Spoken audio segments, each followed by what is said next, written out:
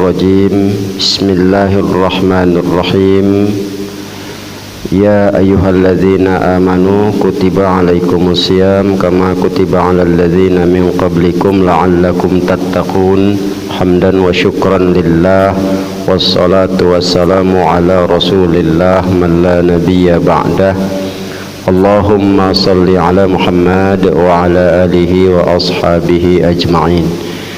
Amma ba'du, kaum muslimin dan muslimat, para shaimin dan shaimat rahimakumullah dimanapun berada, puji dan syukur marilah kita panjatkan kehadirat Allah subhanahu wa ta'ala, serta salawat dan salam kepada junjungan kita Nabi besar Muhammad sallallahu alaihi wasallam yang sangatlah kita harapkan syafaat beliau di yaumil akhirah. Pagi hari ini kita coba mendalami makna puasa itu lebih jauh, apalagi dalam kajian tasawuf, di mana puasa ini sebenarnya adalah bukan ibadah badaniyah, karena dari hadis-hadis Rasulullah sallallahu alaihi wasallam pun gambaran itu sangat jelas sekali. Ya, kita bisa lihat kalau ibadah lain itu ibadah badannya, ya seperti sholat ada berdiri, ruku, sujud, ya i'tidal, duduk.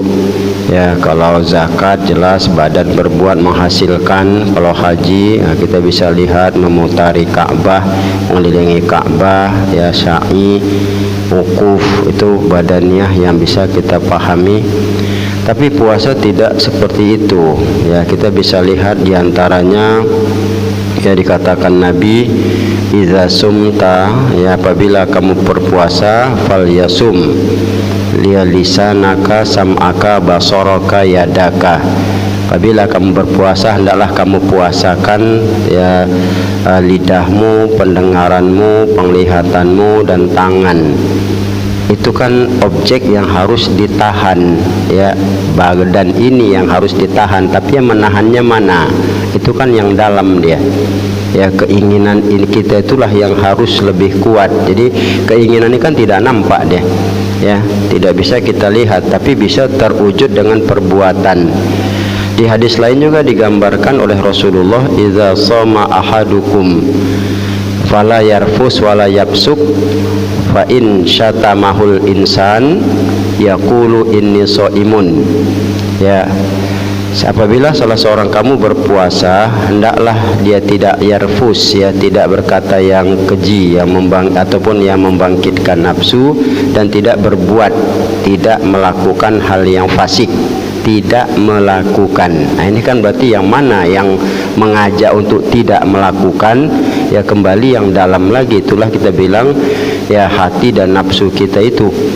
Nah, apabila seorang mencelanya, yang menimbulkan, membangkitkan marahnya, mengganggunya, maka dia katakan inni shaimun, saya ini puasa, saya ini sedang mau menahan diri, kan begitu. Nah, ini kan menunjukkan kembali ya nilai di mana puasa itu tekanannya bukan badan kita ini. Apalagi Rasul katakan kam min shaimin laisa lahu min siyam ila alal ju' wal atsh. Ya, dia beberapa banyak orang berpuasa, tapi puasa itu hanya haus dan lapar. Nah, berarti yang mana yang diinginkan lebih jauh? Kalau hanya haus dan lapar badannya saja, ini puasa belum sukses dan berhasil dia. Nah, jadi kembali bahwa bukan haus dan laparnya itu dari segi badan kita yang kena, tapi bagaimana ya.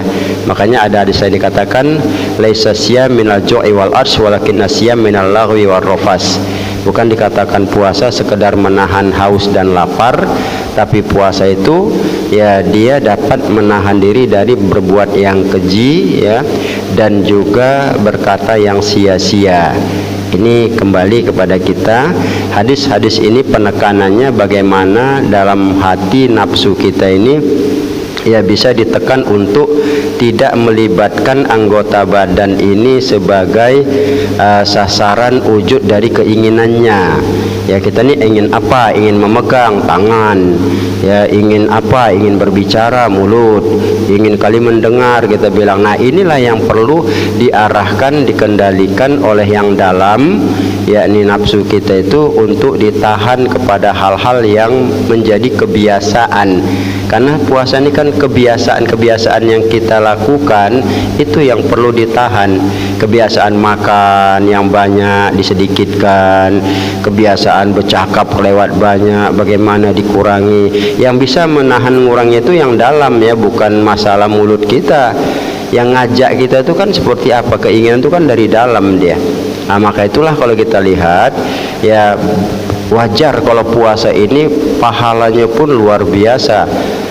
Ya, as-saumu li wa ana zibihi, puasa itu untukku, akulah yang akan membalasnya. Jadi segala anggota badan kita ini bisa dibalas Allah dengan kebaikan, manakala yang dalam kita bilang ya, dari dalam jiwa hati kita itu yang bisa ya kita mampu menahannya betul-betul. Maka itulah para ulama sufi itu kalau kita lihat makan sahur, makan buka itu nggak pala banyak ya, ikut Nabi. Jadi saya bukan menyalahin apa ya, ya maaf ya, kita tidak menentang ya.